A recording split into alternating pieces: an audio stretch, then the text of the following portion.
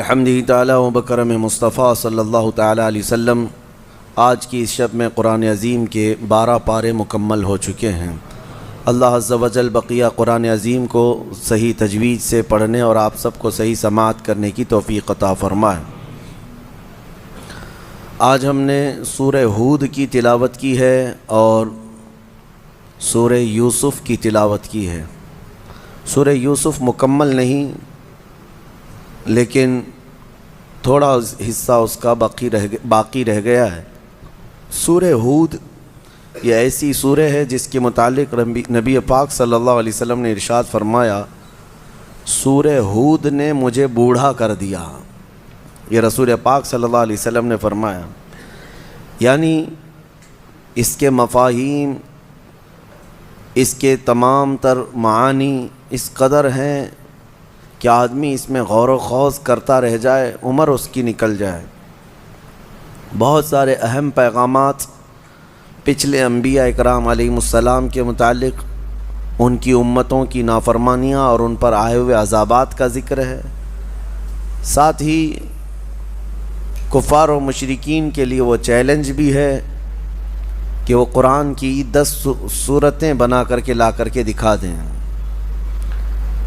یہ تمام چیزیں سورہ ہود کا حصہ ہیں، اور اس میں حضرت لوط علیہ السلام کی قوم پر جو عذاب آیا تھا اس کا بھی ذکر ہے۔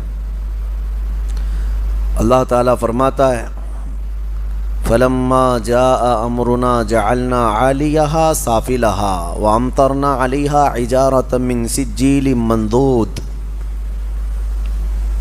قوم لوط پر اللہ تعالیٰ نے جو عذاب نازل فرمایا، ارشاد فرماتا ہے ہم نے ان کی زمین کو، اوپر والے حصے کو نیچے کر دیا، یعنی اٹھا کر کے پوری بستی کو پٹک دیا گیا تھا۔ اور اتنے ہی پر نہیں بلکہ اس میں یہ بھی اللہ فرماتا ہے وَأَمْطَرْنَا عَلَيْهَا حِجَارَةً مِّن سِجِّيلٍ مَّنضُودٍ، نوکیلے پتھروں سے ان پر بارش کی گئی تھی، وہ پتھر ان کے اوپر برسائے گئے تھے۔ یہ جارڈن کے علاقے میں آج بھی وہ علاقہ موجود ہے، ڈیڈ سی جس کو کہا جاتا ہے، بحر مردار، اس کے قریب قوم لوط آباد تھی، اور ان پر وہاں پر عذاب نازل ہوا تھا نوکیلے پتھروں کا۔ بتایا جاتا ہے جب اس بستی سے ہم آگے کو گزرتے ہیں، ایک علاقہ آج بھی جارڈن میں ایسا آتا ہے، اردن اس کو عربی میں کہتے ہیں، جارڈن انگلش میں کہتے ہیں، کالے کالے پتھروں کے دور دور تک صحرا نظر آتے ہیں، پتھروں کے میدان، اس میں نہ کوئی درخت ہے نہ کوئی پہاڑ ہے، صرف پتھر گرے ہوئے ہیں، اور بہت عجیب و غریب قسم کے پتھر ہیں۔ لیکن ہم یہ نہیں کہہ سکتے یہ وہی پتھر ہیں جو آسمانوں سے اتارے گئے تھے یا مارے گئے تھے، لیکن آج بھی وہ علاقہ کالے پتھروں سے بھرا ہوا ہے۔ اللہ تبارک و تعالی اپنی پکڑ اور اپنی گرفت سے ہم سب کو محفوظ فرمائے۔ سورہ ہود میں انبیاء اکرام علیہم السلام کے احوال آئے ہیں۔ اس میں حضرت ابراہیم علیہ السلام کا، حضرت شعیب علیہ السلام کی قوم کا، حضرت لوط علیہ السلام کی قوم کا، حضرت نوح علیہ السلام کی قوم کا، یہ سب کے ذکر آئے ہوئے ہیں۔ ایک بات یہاں پر ملتی ہے کہ حضرت نوح علیہ السلام کی قوم پر جب عذاب آ رہا تھا، 950 سال تبلیغ فرمائی حضرت نوح علیہ السلام نے، اور ان کی قوم سرکش رہی، اور آپ جب ان کو ڈراتے عذاب الہی سے تو وہ مذاق اڑاتے ہیں، فَأْتِنَا بِمَا تَعِدُنَا، جس چیز کا تم وعدہ کرتے ہو لا کر کے دکھاؤ عذاب کیسا ہوتا ہے۔ تو حضرت نوح علیہ السلام نے اللہ کی بارگاہ میں عرض کیا کہ مولا یہ میری ہر گھڑی ہجو کرتے ہیں اور چیلنج کرتے ہیں عذاب کے لیے۔ تو اللہ تعالیٰ نے فرمایا نوح تم اپنی کشتی بناؤ سوکھے میں، جبکہ کوئی آس پاس میں کوئی ندی دریا نہیں ہے، لیکن کشتی بنانے کا حکم ہوا۔ آپ نے ایک بہت بڑے سائز کی کشتی بنائی جس میں صرف ایمان والے سوار تھے، اور ہر جانور جتنے بھی اس وقت موجود تھے ان جانوروں کا ایک ایک جوڑا اس میں لے لیا گیا تھا۔ 3 منزلیں کی وہ کشتی تھی، لکڑی کی بنائی ہوئی۔ اس وقت بھی ان کی قوم مذاق اڑا رہی تھی نوح علیہ السلام کے متعلق کہ ان کا دماغ نکل گیا ہے، ذہن توازن کھو گیا ہے، یہ سوکھے میدان میں اتنی بڑی کشتی بنا رہے ہیں، آخر اس کو اٹھا کر لے جائے گا کون سمندر تک اگر ان کو جانا بھی ہے سفر پہ تو۔ لیکن اس کے بعد وہ دن آیا جو عذاب الہی کا تھا، بارش شروع ہوئی، اور بارش کے متعلق قرآن میں اللہ فرماتا ہے ہم نے آسمانوں کے سارے دروازے کھول دیے اور زمین کے سارے سوتے پھاڑ دیے۔ زمین بھی پانی اگل رہی تھی، آسمان بھی پانی برسا رہا تھا، یہاں تک کہ پانی بھرتا گیا، روئے زمین پر کوئی پہاڑ بھی باقی نہیں رہا جو ڈوبنے سے باقی رہا ہو، سب ڈوب چکے تھے۔ اب اس میں حضرت نوح علیہ السلام کی بیوی نافرمان تھی، کافرہ تھی۔ حضرت نوح علیہ السلام اللہ کے نبی ہیں، لیکن بیوی ان کی سرکش تھی، نافرمان تھی، کافروں کی مدد بھی کرتی تھی۔ اسی طرح لوط علیہ السلام کی بیوی بھی سخت بدکار تھی، گنہگار تھی اور کافرہ تھی۔ دو نبیوں کا ذکر اس میں اس سے قبل بھی آیا، اور آگے بھی آپ دیکھیں گے کہ اللہ تعالیٰ نے ان دونوں عورتوں کی مثال بھی بیان فرمائی ہے 29ویں پارے میں۔ حضرت نوح علیہ السلام کی بیوی ان پر کبھی ایمان نہ لائی، اور ان کا ایک بیٹا تھا حضرت نوح علیہ السلام کا، وہ بھی آپ پر ایمان نہیں لایا۔ اب جب بارش آنے لگی بہت تیز اور پانی بھرنے لگا، کشتی تیرنے لگ گئی، تو ایک پدری محبت ہوتی ہے جس کو کہتے ہیں شفقت پدری، یعنی باپ کی محبت اپنے بیٹے کے لیے ہر ایک کے دل میں کچھ نہ کچھ ہوتی ہے، چاہے کیسا بھی بیٹا ہو۔ تو حضرت نوح علیہ السلام پکارنے لگے اس کو کہ بیٹا آ جا میری کشتی میں، تو بچ جائے گا۔ تو وہ ڈھیٹ بن کر کے اکڑتا رہا اور کہا میں اونچے پہاڑ پر چڑھ جاؤں گا، مجھے تمہاری کشتی کی ضرورت نہیں، اپنے باپ کے خلاف گیا۔ تو حضرت نوح علیہ السلام کو غم ہوا کہ میرا بیٹا میری مانتا نہیں ہے، میرے خلاف ہے۔ توجہ، اللہ کے نبی کو حکم کیا ہوا؟ اللہ نے فرمایا قال یا نوح انہ لیس من اہلک، اے نوح وہ آپ کی اولاد میں سے ہے ہی نہیں، آپ کیوں غم کرتے ہیں اس بات کا؟ انہ عمل غیر صالح فلا تسألنی ما لیس لک بہ علم انی اعیذک ان تکون من الجاہلین۔ حضرت نوح علیہ السلام کو تنبیہ کی گئی، اللہ کی طرف سے تنبیہ آئی آپ اس چیز کا سوال نہ کریں۔ وہ اللہ کی بارگاہ میں مانگ رہے تھے کہ مولا میرے اہل کو بچا لے، میرے اولاد کو بچا لے۔ پورا واقعہ اس میں موجود ہے کہ جب اللہ کے نبی کشتی پر سوار ہوئے تو کہا یا بنی ارکب معنا ولا تکن مع الکافرین، بیٹا آ جا کافروں کے ساتھ مت جا۔ قال سآوی الی الجبل یعصمنی من الماء، میں اونچے پہاڑ پر چڑھ جاؤں گا، مجھے پانی سے کوئی چیز نہیں چھو بھی نہیں پائے گی۔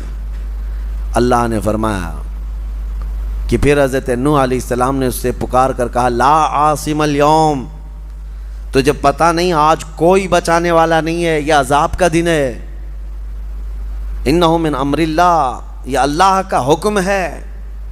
لیکن پھر بھی وہ نہ مانا، ہلاک ہو گیا، پانی میں ڈوب گیا، ختم ہو گیا۔ تو پھر نوح علیہ السلام کو جو بیٹے کی محبت تھی اس پر اللہ نے تنبیہ فرمائی کہ وہ آپ کی اولاد میں سے ہے ہی نہیں۔ پتہ یہ چلا کہ نبی کا نافرمان ہو تو اولاد میں سے ہو کر بھی وہ نہ کے برابر ہوتا ہے، نہ کے برابر ہے۔ اگر کافر ہے تو اس کا نسب ختم ہو گیا، اس کا نسب ختم ہو گیا۔ ہاں نبی کے اولاد میں سے وہی ہوں گے جو ایمان والے ہوں گے، ایمان والوں کو ہی آل بھی کہا جائے گا، اہل بھی کہا جائے گا، ایمان والے ہوں، ورنہ نسب ختم ہو جاتا ہے۔ عزیزان گرامی، اس میں مثال ایک یہ بھی ہے، اس میں جو ہے بیٹا اگر بدکار اور کافر نکلا تو اس میں باپ کا قصور نہیں ہے۔ حضرت نوح علیہ السلام کی اس میں خطا نہیں، وہ نبی ہیں، وہ اللہ کی مصلحت تھی۔ لیکن بسا اوقات ایسا بھی ہوا ہے کہ حضرت اکرمہ رضی اللہ تعالیٰ عنہ، جانتے ہیں آپ صحابی رسول ہیں، نبی پاک صلی اللہ تعالیٰ علیہ وسلم کے صحابی حضرت اکرمہ، عاشق بھی، اور کئی جنگوں میں شرکت بھی فرمائی ہے۔ لیکن یہ بیٹے کس کے ہیں؟ ابو جہل کے۔ باپ ابو جہل ہے، دشمنی میں مر گیا حضور کے، لیکن بیٹا صحابی رسول ہے، نبی پاک صلی اللہ تعالیٰ علیہ وسلم کے سچے صحابہ میں سے۔ تو یہ جو معاملات ہیں دنیا میں چلتے رہیں گے، کبھی ولی کے پیٹ سے بدکار پیدا ہوا اور کبھی گنہگار کے اولاد میں اللہ صالحین پیدا کرے، یہ اس کی قدرت کاملہ ہے۔ اللہ کریم ہمیں نیک و صالح اولاد عطا فرما۔ اور سورہ یوسف کے متعلق قرآن کہتا ہے نحن نقص علیک احسن القصص۔ قرآن میں جو ہے 1/3 حصہ قرآن کا واقعات ہیں پچھلے امتوں کے، 1/3 اس میں پچھلی امتوں کے واقعات، پچھلے نبیوں کے واقعات عبرت کے لیے بتائے جاتے ہیں۔ لیکن ان تمام واقعات میں جتنے بھی قرآن نے بیان کیے، قرآن کہتا ہے سورہ یوسف کے شروع میں اے محبوب ہم آپ کو سب سے بہترین قصہ سناتے ہیں۔ اللہ فرما رہا ہے سب سے بہترین قصہ کس کا؟ یوسف علیہ السلام کا۔ پوری زندگی ہے ان کی اس میں، سورہ یوسف میں، ان کی پیدائش کے وقت سے لے کر، یعنی شروع سے ان کے احوال سے لے کر ان کے اخیر عمر تک کے احوال اس سورہ میں آ گئے ہیں۔ یوسف علیہ السلام بیٹے تھے یعقوب علیہ السلام کی۔ یعقوب علیہ السلام اللہ کے نبی ہیں جن کو اسرائیل کہا گیا ہے، جن کے نام سے آج اسرائیل ملک بھی بنا ہوا ہے۔ اسرائیل ان کا نام ہے، حضرت یعقوب علیہ السلام کا، اور انہی کے بیٹوں کو بنی اسرائیل کہا جاتا ہے۔ یعقوب علیہ السلام کے ٹوٹل 12 بیٹے ہیں، جس میں حضرت یوسف علیہ السلام 11ویں نمبر پر تھے۔ 10 بیٹے اور تھے، 11ویں نمبر پر حضرت یوسف علیہ السلام تھے۔ جب یعقوب علیہ السلام کے 11ویں نمبر پر پیدا ہوئے، ان کا جمال ایسا تھا کہ جو دیکھتا پلکیں جھپکانا بھول جائے۔ خوبصورتی اللہ نے کمال کی دی تھی یوسف علیہ السلام کو بچپن سے۔ اور جب باپ کا چھوٹا بیٹا وہ عزیز بھی ہوتا ہے، عام طور پر فطرت بھی ہے، اور یوسف علیہ السلام اخلاق میں بھی اور صورت میں سیرت میں بہت اعلیٰ تھے، باپ کے بہت قریب رہنے لگے۔ یعقوب علیہ السلام ہمیشہ یوسف علیہ السلام کو لے کر چلتے تھے۔ تو ایک دن یوسف علیہ السلام نے خواب دیکھا، اور وہ خواب سے ہی یہ سورہ شروع ہو رہا ہے۔ میں آپ کو بتاتا ہوں میرے عزیزو، اللہ جس کو سب سے بہترین قصہ کہہ رہا ہے، یہ قصہ اپنے بچوں کو سنانا سب سے بہتر ہے۔ قرآن کا قصہ، قرآن کا واقعہ۔ اور کہاں لوگ آج چور پولیس کی کہانیاں، گڈے گڑیا کی کہانیاں، اور پتہ نہیں جل پری ہور پری کی کہانیاں، جھوٹ پر مبنی کہانیوں سے بچوں کی پرورش میں کچھ فرق نہیں ہے۔ ہاں ان کو سچے واقعات جو انبیاء کرام کے ہیں یہ سنائیں۔ اسلامی تاریخ یہی رہی ہے، سیرت بھی یاد ہو جائے گی، تاریخ بھی یاد ہو جائے گی، اور ایمان بھی پختہ ہو جائے گا۔ ہر باپ اپنے بچوں کو یا بڑی عمر کے لوگ جو گھروں میں ہیں، وہ جو کہانیاں سنائے کرتے تھے بچوں کو، سب سے بہتر ہے کہ وہ قرآن کے ان واقعات کو سنائیں۔ اللہ جس کو فرما رہا ہے سب سے بہترین قصہ۔ یوسف علیہ السلام بچپن میں خواب دیکھتے ہیں، اور اس خواب کا ذکر اپنے باپ سے کرتے ہیں۔ انی رأیت 11 کوکبا والشمس والقمر رأیتہم لی ساجدین۔ کہتے ہیں اے ابا جان، میں نے رات میں خواب دیکھا ہے کہ 11 ستارے، 11 تارے اور ایک چاند اور ایک سورج مجھے سجدہ کر رہے ہیں۔ کون کہا؟ یوسف علیہ السلام۔ باپ یعقوب علیہ السلام اللہ کے نبی ہیں، جب انہوں نے حضرت یوسف سے بچپن میں ہی یہ خواب سنا تو کہا یا بنی لا تقصص رؤیاک علی اخوتک، بیٹا یہ اپنے بھائیوں کے سامنے مت بولنا اس خواب کو، جو 10 بھائی ہیں تمہارے ان کے سامنے اس خواب کا ذکر مت کرنا، ورنہ وہ کچھ نہ کچھ تمہیں نقصان پہنچا سکتے ہیں۔ بھائیوں میں بھی حسد آتا ہے، ہر زمانے میں رہا ہے۔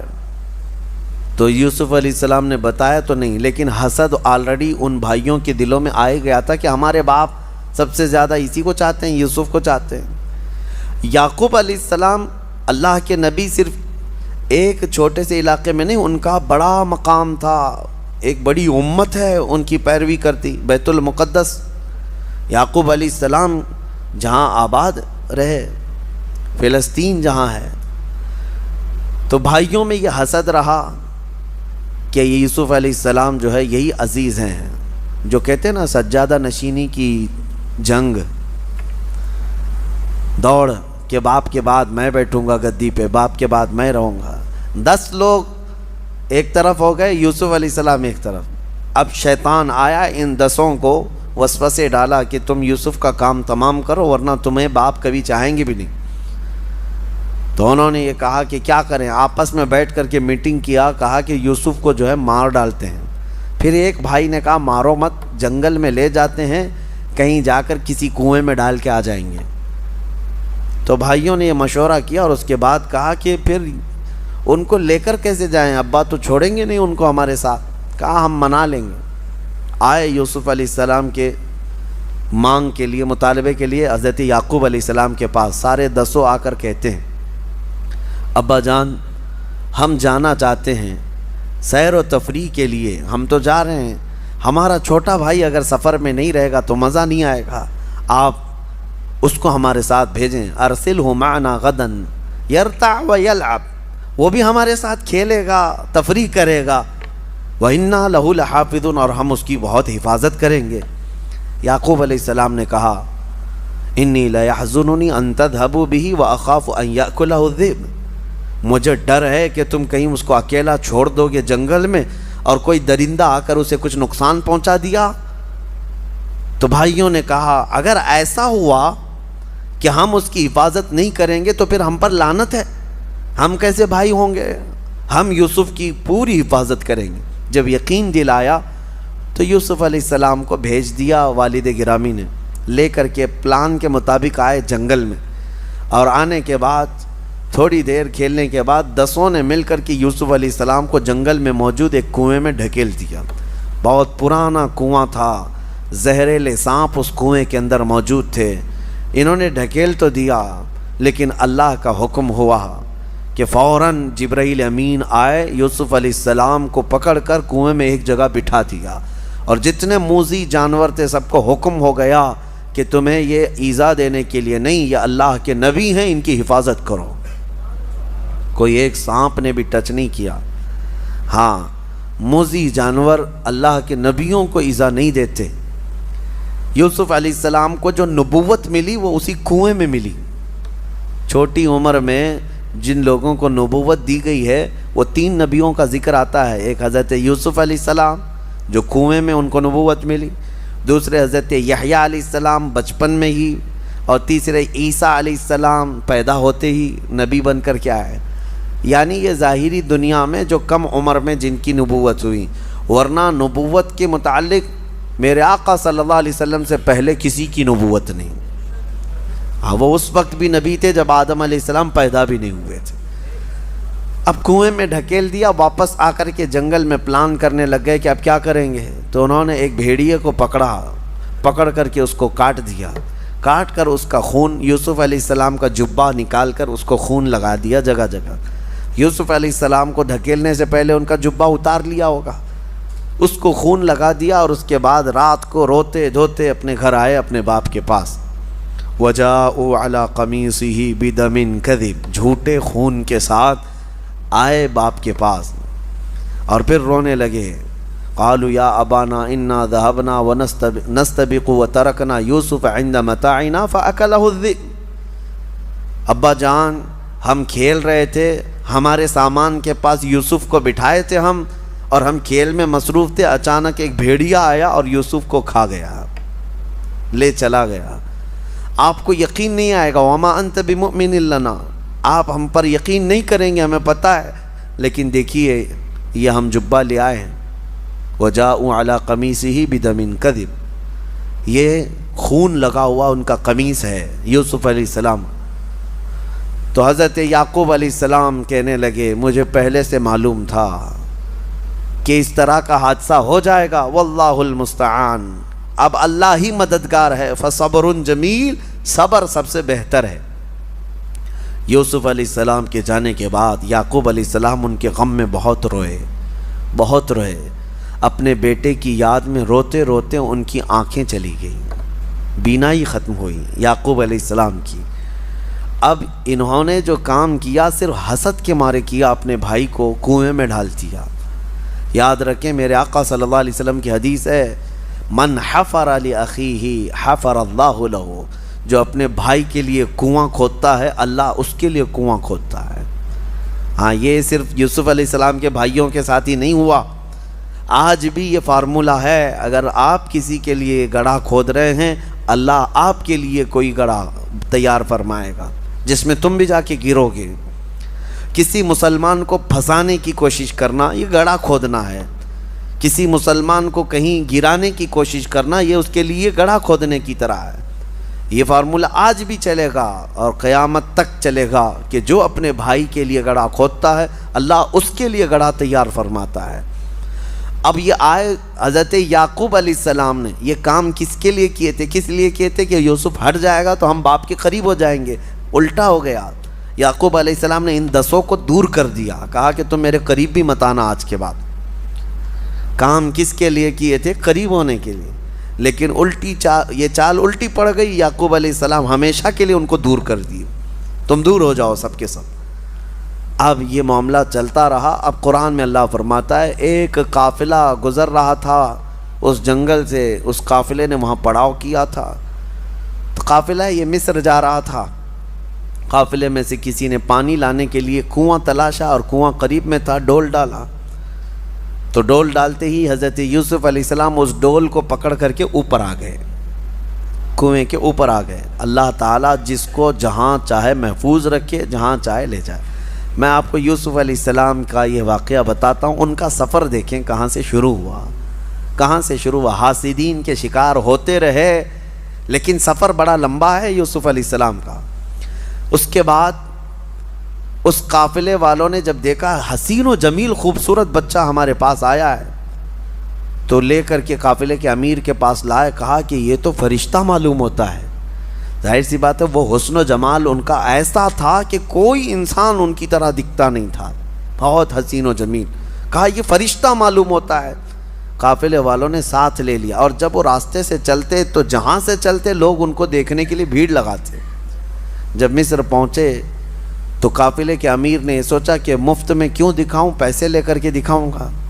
اس نے ریٹ لگایا، روزانہ جس کو بھی دیکھنا ہے یوسف کو 1 درہم دے گا اور دیکھ کر کے جائے۔ دوپہر کے بعد 10 درہم لینے لگا، شام کے بعد 100 درہم لینے لگا۔ کمایا، خوب کمایا، کس کو؟ صرف حضرت یوسف علیہ السلام کو دکھا دکھا کر۔ مصر کے بازار میں یوسف علیہ السلام کا حسن دیکھنے کے لیے لوگوں کی بھیڑ تھی۔ جب خبر پھیل گئی بڑے بڑے امیر بھی وہاں آئے۔ اب لوگوں میں دوسرے دن ان کے بیچنے کی بات شروع ہو گئی، بولی لگا دیا اس نے، قافلے کے امیر نے، کہ جس کو خریدنا ہے میرے پاس سے اس کو خریدے۔ بڑے بڑے پیسے والے یہ چاہتے تھے کہ یہ خرید کر کے اس نوجوان کو ہم اپنے پاس رکھ لیں۔ اور عزیز مصر، اس وقت جو مصر کا حاکم تھا اس کو عزیز مصر کہا جاتا ہے، اس کی بیوی زلیخا، تاریخ میں ان کا نام موجود ہے، عزیز مصر کی بیوی زلیخا، یہ دیکھتے ہی اس قدر فدا ہو گئی کہ یہ نوجوان کو لے کر کے چلیں۔ عزیز مصر نے بہت بڑی قیمت دے کر کے یوسف علیہ السلام کو خرید لیا اپنی بیوی کی وجہ سے، لے کر کے آیا اپنے گھر پر رکھا۔ یوسف علیہ السلام کا سفر دیکھیں کہاں سے شروع ہوا ہے، ان کے گھر سے، ان کے باپ کے گھر سے، ان کے بھائیوں کے حسد کے شکار ہوئے ہیں اور قافلے وہاں جا کر کے کنویں میں گرا دیے گئے، کنویں سے نکالے گئے، قافلے کے ہاں چڑھ گئے، قافلے میں آئے بازار میں بک گئے، بازار سے آئے عزیز مصر کے گھر میں پہنچ گئے۔ عزیز مصر کے گھر میں آئے تو ایک بات پھیل گئی شہر میں کہ زلیخا جو ہے ایک نوجوان کی عاشق ہو گئی ہے، فدا ہو گئی۔ یہ باتیں عورتوں میں بہت پھیلنے لگیں تو زلیخا نے کیا کیا کہ ان عورتوں نے دیکھا نہیں یوسف کو، اس لیے اس طرح کی باتیں بنا رہی ہیں۔ سب عورتوں کو ایک دن دعوت میں بلایا اور کہا آ جاؤ میں تمہیں یوسف دکھاتی ہوں، لیکن سب کو جمع کر کے سب کے ہاتھوں میں ایک لیمو اور ایک چاقو دی تیز کہ جب میں کہوں تو کاٹ دینا۔ تو پھر سب عورتوں کے ہاتھ میں، جب اس شہر کی سب رئیس عورتیں بیٹھی تھیں، حضرت یوسف علیہ السلام کو اچھے لباس کے ساتھ سجا کر کے زلیخا لے آتی ہے، عورتیں انہیں دیکھنے میں مصروف ہیں۔ حکم ہوا زلیخا کا کہ لیمو کاٹ دیں، عورتیں دیکھتے دیکھتے ایسی ماہ ہو گئی کہ ان کے ہاتھوں سے لیمو گر گیا اور چاروں انگلیاں کٹ گئیں، تیز چاقو تھی، سب کی انگلیاں کٹ گئی۔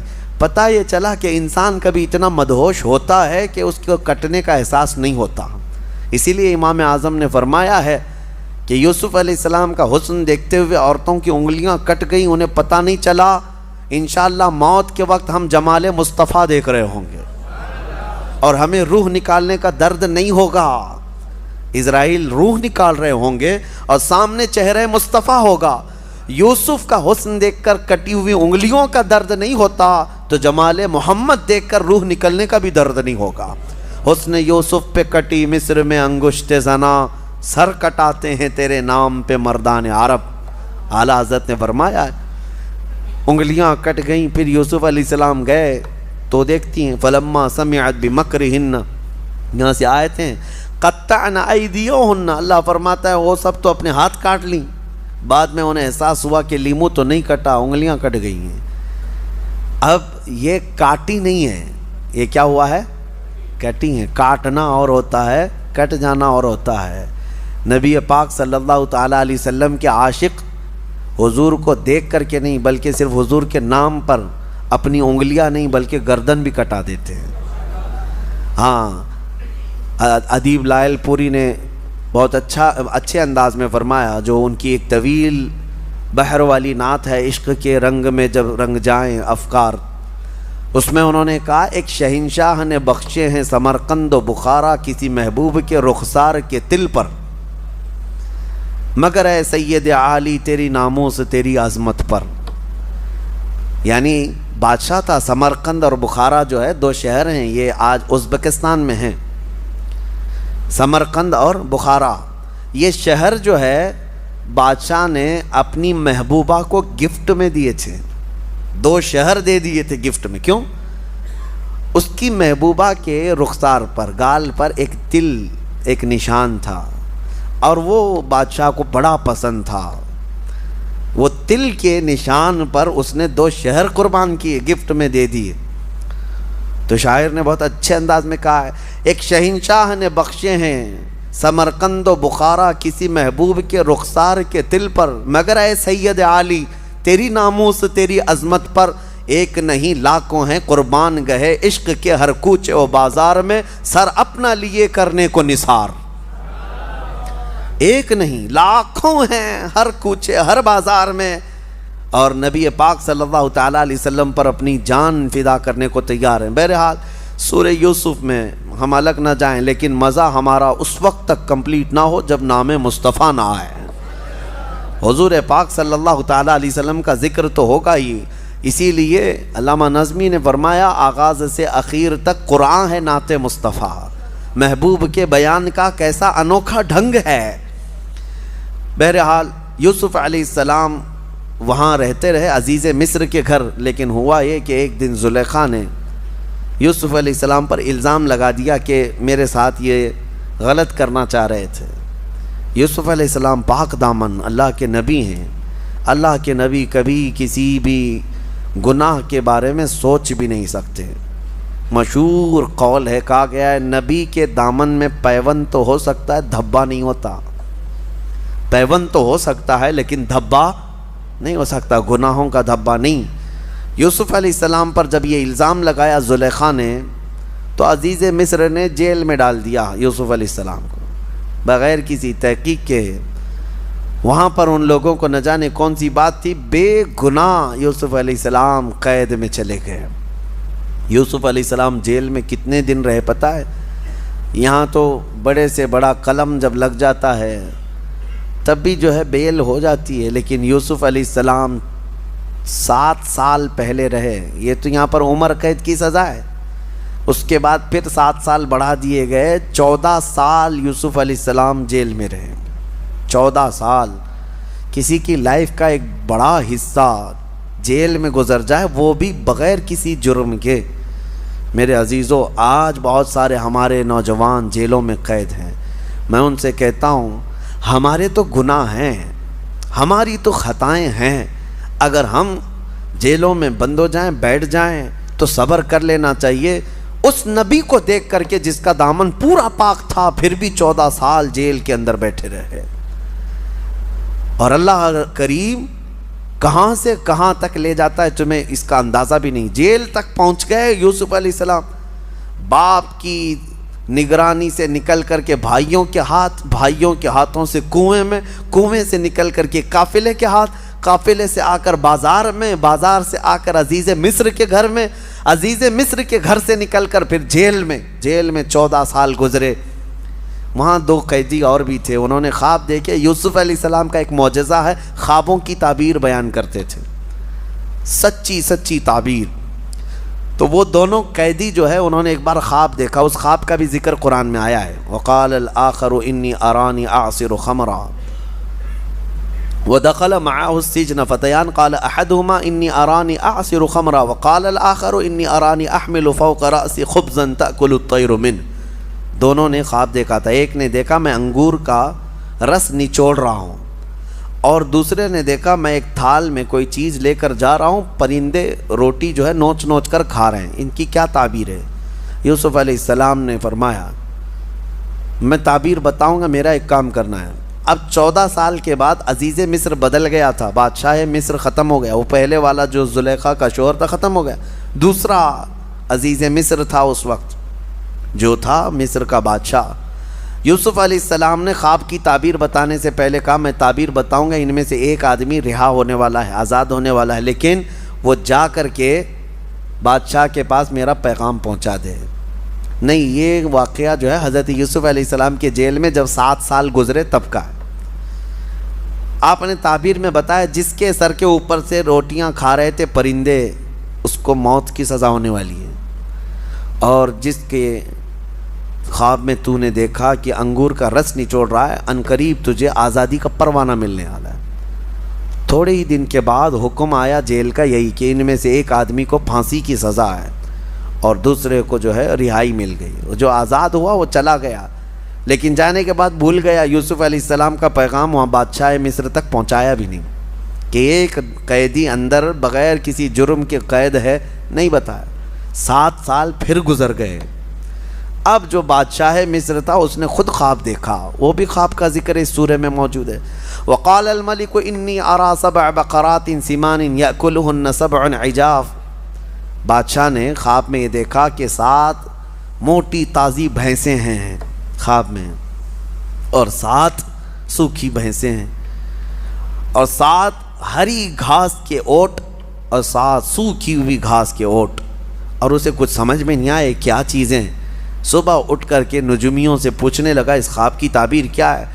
نجومی جو جوتش ہوتے ہیں وہ اٹکل پچھو مارتے رہتے ہیں، یہ بھی ہو سکتا ہے وہ بھی ہو سکتا ہے، ایگزیکٹ کوئی نہیں بولتا۔ ہاں، آج ہمارے بھی لوگ صبح اٹھ کر کے راشی دیکھنے پہ بیٹھے رہتے ہیں، اور بہت سارے چینل تو یہی چلا بھی رہے ہیں کہ ان کو روزانہ وہ بتانا رہتا ہے آج شنی یہاں دیکھ رہا ہے، آج شنی وہاں دیکھ رہا ہے، اور ان کو خود پتہ نہیں ان کا شنی کہاں دیکھ رہا ہے۔ اور بہت سارے لوگ اس پر ایسا بلیو کر کے چلتے ہیں۔ ہاں، میں نے دیکھا ایک صاحب راستے میں آدھا سفر کر کے واپس بھاگ رہے تھے کار چلاتے ہوئے، ہماری ملاقات ہوئی، کیوں باہر پھر واپس کیوں جا رہے ہیں؟ کہا یہ جو شرٹ ہے نا، لال شرٹ منع کیا گیا، آج لال شرٹ مجھے نہیں پہننا ہے، ہمارے گرو نے آج منع کیا اس لیے کھولنے جا رہا ہوں۔ کہا ہوگا کیا؟ کہا نہیں، انہوں نے کہا ہے کہ آج تمہیں یہ کپڑا نہیں پہننا ہے۔ یہ تمام چیزوں پر چلتے رہتے ہیں۔ خوابوں کی تعبیر کا علم یہ اہل حق کو اللہ تعالیٰ نے عطا فرمایا، اور نبوت کا حصہ ہے یہ خوابوں کو، مومن کے سچے خواب۔ یوسف علیہ السلام جیل میں رہے، بادشاہ نے جب یہ خواب بتایا تو کوئی نجومی بتا نہیں سکا۔ اس کے دربار میں وہ جیل سے چھوٹا ہوا قیدی موجود تھا جس کی خواب کی تعبیر یوسف علیہ السلام نے بتائی تھی 7 سال پہلے۔ اس نے کہا کہ میں قیدی ایک ایسے شخص کو جانتا ہوں جیل میں جو ناحق قید میں ہے، اور وہ خوابوں کی سچی سچی تعبیر بتاتا ہے۔ یوسف علیہ السلام کے پاس بادشاہ نے بھیجا، جاؤ اس سے خوابوں کی تعبیر پوچھ کے آؤ۔ افتنا فی 7 بقرات۔ یوسف علیہ السلام کے پاس جا کر کے لوگوں نے پوچھا ہمارے بادشاہ نے ایسا ایسا خواب دیکھا۔ یوسف علیہ السلام نے فرمایا مجھے یہاں سے آزاد کرو، میں خواب کی تعبیر بتاتا ہوں۔ بادشاہ نے بڑے اعزاز کے ساتھ طلب کیا، آپ نے بتایا تیرے خواب کی تعبیر یہ ہے کہ اب تیرے ملک میں 7 سال خوشحالی کے آئیں گے، بہت غلہ اناج سب ہوگا۔ اس کے اچانک 7 سال کے بعد والے جو 7 سال ہوں گے بہت سوکھا پڑ جائے گا، لوگ کنگال ہوں گے، مفلس ہو جائیں گے، یہاں تک کہ ان کا سارا سامان بک جائے گا، لوگ بھی اپنے آپ کو بیچ دیں گے، تو کروں کیا؟ بادشاہ نے پوچھا، کہا کہ 7 سال جو ہوں گے انہی میں ذخیرہ جمع کر لو کہ اگلے 7 سال جب سوکھا پڑے گا تو یہ جمع شدہ مال تم اپنے رعایا پر خرچہ کرو گے۔ بادشاہ کو یہ تعبیر پسند آئی اور اس نے دیکھا بھی کہ 7 سال اتنی خوشحالیاں آئیں تو اس نے سب جمع کرنا شروع کیا۔ پھر یوسف علیہ السلام کو اس نے آزاد کر کے اپنے وزیروں میں شامل کر لیا، وزیروں میں شامل کر لیا۔ اب کہاں سے سفر کہاں پہنچا؟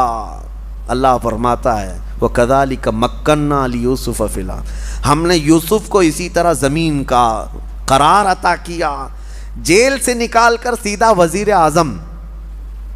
حضرت یوسف علیہ السلام وہاں پہنچے، 7 سال کے بعد جب سوکھا پڑ گیا ہر جگہ، مصر میں ایسا سوکھا پڑ گیا تھا کہ لوگ اپنے آپ کو بیچنے پر مجبور ہو گئے تھے، اور جب بادشاہ کے ہاں سے غلہ تقسیم ہو رہا تھا رعایا کو، یوسف علیہ السلام کے وہ 10 بھائی یعقوب علیہ السلام کے ساتھ جو زمانہ بیت گیا، ان کے ہاں بھی مفلسی ایسی آئی، غربت ایسی آئی، قحط، وہ بھی بادشاہ کے ہاں غلہ لینے کے لیے آ گئے۔ اب اس وقت یوسف علیہ السلام وزیر اعظم ہیں، بادشاہ کے ہاں وزیر اعظم ہیں۔ بھائی جب آ رہے تھے، اتفاق کی بات یہ ہے کہ یوسف علیہ السلام کے غم میں جب یعقوب علیہ السلام بہت رونے لگے تو اللہ نے ان کو ایک اور بیٹا عطا کیا جن کا نام بنیامین تھا۔ بنیامین، آج یہ یہودی وہ نام رکھتے ہیں بنجامن، وہ بنیامین ہے یوسف علیہ السلام کے چھوٹے بیٹے، اور حضرت یعقوب علیہ السلام اس بیٹے کو اب بہت زیادہ چاہتے تھے۔ یہ بات حضرت یوسف علیہ السلام کو معلوم تھی کہ میرے بعد میرا چھوٹا بھائی پیدا ہوا، اس کو یعقوب علیہ السلام اب دور کرتے ہی نہیں تھے۔ اب یہ 10 بھائی آئے تھے جب بادشاہ کے یہاں پہنچے غلہ لینے کے لیے، حضرت یوسف علیہ السلام نے تو ان کو پہچان لیا، لیکن وہ ان کو نہیں پہچانتے تھے۔ ان کو تو یہ لگا کہ کب کے ہم نے کنویں میں ڈال دیا، ختم ہو گئی کہانی، لیکن یوسف علیہ السلام موجود تھے۔ حضرت یوسف علیہ السلام نے ان بھائیوں کا غلہ روک دیا، کہا بانٹنے والے سے کہ ان کو پہلے طلب کرو۔ پوچھا کتنے لوگ ہیں تمہارے گھر میں؟ کہا ہم لوگ ہیں، ہمارے باپ ہیں، ہمارے ایک بھائی ہیں۔ کہا جاؤ اپنے چھوٹے بھائی کو بھی ساتھ میں لے آؤ، جب تک وہ نہیں آئے گا تمہیں غلہ نہیں دیا جائے گا۔ وہ 10 نے کہا ہمارے باپ ان کو نہیں بھیجتے۔ کہا کیوں نہیں بھیجتے؟ کہا ہمارے ایک بھائی کے ساتھ حادثہ ہوا تھا پہلے، اب ہمارے باپ اس چھوٹے بھائی کو نہیں بھیجتے۔ یوسف علیہ السلام نے کہا جب تک تمہارا وہ چھوٹا بھائی آئے گا نہیں تمہیں غلہ دیا نہیں جائے گا۔ واپس چلے آئے۔ باپ یعقوب علیہ السلام سے کہنے لگے جو عزیز مصر کا وزیر اعظم ہے وہ بڑا سخت آدمی ہے، وہ بڑا سخت آدمی ہے، وہ غلہ نہیں دیتا، آپ ہمارے چھوٹے بھائی کو ساتھ بھیجیں۔ حضرت یوسف علیہ السلام کے باپ یعقوب علیہ السلام کہنے لگے مجھے پھر خوف ہے کہ اس کے ساتھ بھی تم کچھ غلط نہ کر جاؤ۔ بہت روئے، 10 نے کہا ایک غلطی ہوئی، اب غلطی نہیں کریں گے، آپ بھیج دیں اللہ کے لیے۔ حضرت یعقوب علیہ السلام نے بھیج دیا۔ بڑی منت سماجت کرنے کے بعد جب یہ آئے اپنے چھوٹے بھائی کو لے کر کے، غلہ جب تقسیم ہو رہا تھا، یوسف علیہ السلام نے سب کو غلہ دیا اور چھوٹے بھائی کے تھیلے میں سونے کی کٹوری ڈال دی جس سے تقسیم ہوتا تھا غلہ، اور اس کے بعد وہ لوگ غلہ لے کر کے باہر نکلے تھے۔ یوسف علیہ السلام نے اعلان کیا کہ شاہی خزانے کی سونے کی کٹوری چوری ہو گئی ہے، چیکنگ کرو کس کے پاس ہے۔ سارے لوگوں کے تھیلے چیک کیے گئے تو حضرت بنیامین کے پاس ملی جو یوسف علیہ السلام کے چھوٹے بھائی تھے۔ حضرت یوسف علیہ السلام نے کہا پکڑو ان کو، گرفتار کر کے لائے۔ اب وہ 10 رونے لگے، گڑ گڑانے لگے، ہماری تو موت آ جائے گی، ہم اپنے باپ کے پاس جا نہ سکیں گے، چھوڑ دیں، ہم 10 کو لے لیں، اس کو چھوڑ دیں۔ یوسف علیہ السلام نے کہا نہیں، اسی کو ہم رکھیں گے، اسی کو ہم رکھیں گے، اور اس وقت تک ہم انہیں نہیں چھوڑیں گے جب تک تم اپنے باپ کو لے کر نہیں آتے۔ اب وہ بھائی رونے لگے، کہا ہمارے باپ نہیں آ سکتے، ان کی آنکھیں نہیں ہیں، بڑھاپا ہے، بہت غم میں روتے ہیں۔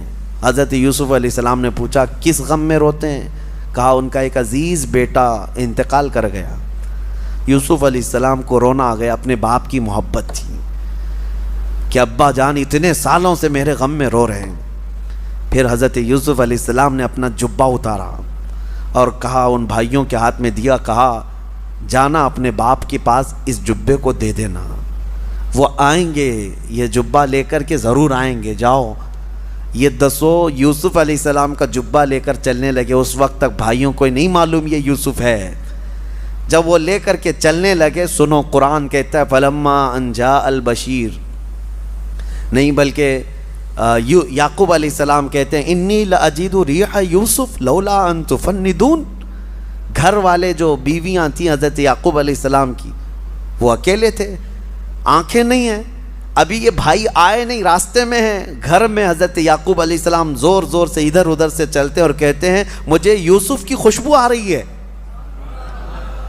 یوسف کی خوشبو آ رہی ہے. لوگوں نے کہا قالوا تاللہ انک لفی ضلالک القدیم. لوگوں نے کہا اللہ کی قسم آپ پرانی محبت میں کھوئے ہوئے ہیں, کہاں یوسف ابھی اس زمانے میں. یعقوب علیہ السلام کہنے لگے نہیں, مجھے میرے بیٹے کی خوشبو آ رہی ہے. نبی ہے جو اپنے بیٹے کی خوشبو سونگھ سکتا ہے. اور جب وہ جبہ لے کر کے بھائی پہنچے تو قرآن میں القاہ علی وجہہ, بھائیوں نے وہ جبہ لا کر یعقوب علیہ السلام کے منہ پر ڈال دیا. اللہ فرماتا ہے فرتد بصیرا, ان کی کھوئی ہوئی بینائی واپس آ گئی, آنکھیں واپس آ گئی, وہ دیکھنے لگ گئے. اللہ اکبر. قرآن کی آیتیں شاہد ہیں, ایک نبی کا جبہ دوسرے نبی کی آنکھیں لا رہا ہے. ایک نبی کا جبہ دوسرے نبی کو فائدہ دے رہا ہے, تو پھر نبی کا منہ مبارک امتی کو کیوں نہیں فائدہ دے سکتا؟ نبی کے قدم جہاں پر لگے وہ مٹی ہمارے لیے شفا کیوں نہیں ہو سکتی؟ یقیناً شفا ہے. یہ اپنے اپنے عقیدے کی بات ہے اور اپنے اپنے محبت کی بات ہے. وہ قرآن تو پڑھتے ہیں, شاید یہ آیت کھا جاتے ہوں گے. پوچھو ان کو یعقوب علیہ السلام کی آنکھیں واپس کیسے آئی تھی؟ وہ جبہ یوسف سے آئی تھی, جبہ یوسف سے آئی تھی. بہرحال یعقوب علیہ السلام چل کر کے آئے بھائیوں کے ساتھ. کتنے لوگ ہیں اب؟ 10 بیٹے یعقوب علیہ السلام کے, اور حضرت یعقوب علیہ السلام. ایک بیٹے تو وہاں گرفتار ہیں, بنیامین. اب جب پہنچے مصر پہنچے تو یعقوب علیہ السلام کے استقبال کے لیے یوسف علیہ السلام بادشاہ کے ساتھ خود باہر آئے. جب یعقوب علیہ السلام آئے, یوسف علیہ السلام کو دیکھا, وہ جمال جہاں آ رہا, اپنے بیٹے کو کیسے نہ پہچانتے. آپ نے کہا کہ اللہ نے یوسف کو میرے زندہ رکھا, یہ یوسف ہے. تو 10 بھائی نہیں 11 بھائی پورے کے پورے سجدے میں گر گئے, اور یعقوب علیہ السلام بھی سجدے میں گئے, اور بادشاہ مصر بھی سجدے میں گرا. اور اس کے بعد یہ سجدہ تعظیم کا سجدہ تھا یوسف علیہ السلام کے لیے, وہ اللہ کے رسول ہیں. جب سجدے سے اٹھے تو یعقوب علیہ السلام نے کہا بیٹا بچپن میں جو تو نے خواب دیکھا تھا اس خواب کی تعبیر یہی ہے. تو نے دیکھا تھا کہ 11 تارے مجھے سجدہ کر رہے ہیں, وہ 11 تارے یہ تیرے بھائی ہیں, انہیں آج تو معاف کر دے. اور جو چاند تو نے دیکھا تھا وہ عزیز مصر ہے, اور سورج جو تجھے سجدہ کر رہا تھا وہ اللہ کا نبی یعقوب ہے. یہ یوسف علیہ السلام کے بچپن کے خواب کی تعبیر یہاں مکمل ہوئی. پھر یوسف علیہ السلام نے اپنے بھائیوں کو معاف کر دیا, کہا لا تثریب علیکم اليوم, آج تمہاری پکڑ نہیں ہوگی, اللہ تمہیں معاف کرے گا. حکیم الامت احمد یار خان نعیمی رحمۃ اللہ علیہ فرماتے ہیں وہ نبی کو تکلیف دیے تھے, اور نبی کو تکلیف دینے والا معاف نہیں ہوتا. نبی کے ساتھ دھوکہ کیا, یوسف علیہ السلام کو کنویں میں ڈالا, تو اکثر یہ دیکھا ہے کہ نبیوں کو ایذا دینے والے معاف نہیں ہوتے, لیکن یہ ایک ہی تاریخ کا حصہ ہے, نبی کو کنویں میں ڈالے لیکن پھر بھی معاف ہوئے, پھر بھی معاف ہوئے. کتنا بہترین نقطہ بیان کیا حکیم الامت نے. وجہ یہ تھی کہ انہوں نے جو کیا تھا, یوسف علیہ السلام کو جو گرایا تھا, ایک نبی کو تو گرایا لیکن دوسرے نبی سے قریب ہونے کے لیے کیا تھا, یعقوب علیہ السلام سے قریب ہونا تھا. یہ ان کی خطا بھی کس کے لیے تھی؟ بھائیوں کی یہ جو خطا تھی اپنے بھائی کے ساتھ, وہ یعقوب علیہ السلام وہ بھی اللہ کے نبی ہیں, ایک نبی سے قریب ہونے کے لیے یہاں خطا ہوئی. فرمایا گیا نبی سے قریب ہونے کے لیے جو خطا ہوئی وہ اللہ کے ہاں معاف کر دی جائے گی, اللہ کے ہاں معاف کر دی جائے گی. اللہ کریم سورہ یوسف کے اس پورے قصے میں ہمیں اللہ تعالی ہماری زندگیاں عطا فرمائے.